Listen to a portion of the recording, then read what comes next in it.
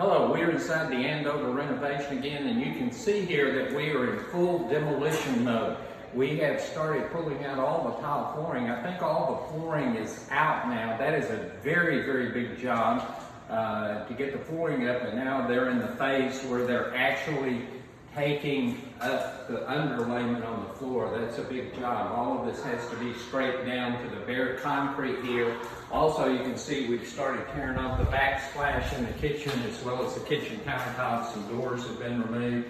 Always remember, whenever you are doing a project, that you want to do your demolition before you start doing anything. Demolition creates a ton of dust. Right now in this house, we're not running any air conditioning. We have windows open because so much dust gets in the air during demolition that it can ruin your AC system. So you want to be careful with that. Do all your demolition. Once they're through with that and we get to the paint phase, they can turn the AC back on and we're good to go.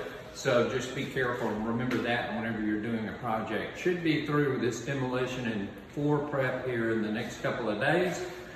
We will be building the new closet that we're adding in the master bathroom that we alluded to in a previous video, and then paint will start. They will do paint preparation and then of course do all of the trim and oil-based paints first. We'll be talking about painting more in a later video. Thank you for joining us today. This is video number 4 on the Andover renovation. Thanks for watching.